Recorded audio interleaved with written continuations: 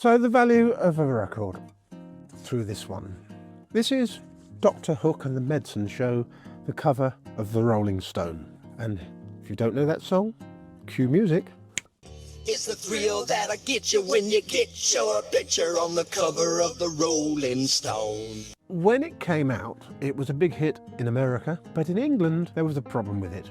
The Rolling Stone's a magazine, but the BBC in England would not play the record because it was seen as advertising, and the BBC was very strict on not doing any advertising in any of its programming. If it had a piano being played on television, they'd put a strip over the name of the piano. They wouldn't play the cover of the Rolling Stone. So Dr. Hook over-recorded the bit that sings Rolling Stone and turned it into this. It's the thrill that'll get you when you get your picture on the cover of the Radio Times. The Radio Times was a BBC's own publication which had listings of TV and radio programmes, and they thought that would be a way of getting around the ban. A friend of mine who I worked with really wanted to get a copy of this record.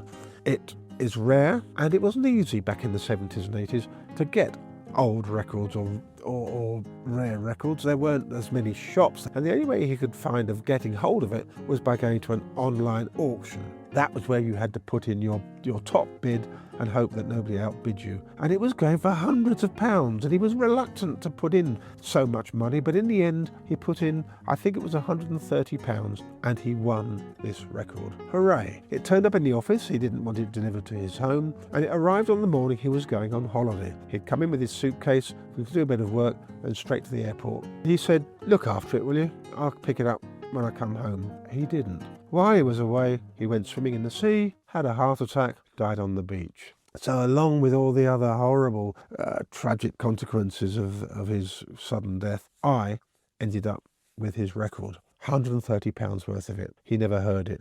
But looking it up today on the internet, it's worth perhaps £30 or £40. The value has gone way down because the people who like Dr. Hook, or the people who know the story and want to own this, don't exist anymore. There's no real end to this story. My friend never got to hear the record, but if there's anything to take from it, it's that the true value of a record is not how much you spend on buying it, it's how much pleasure you get from listening to it.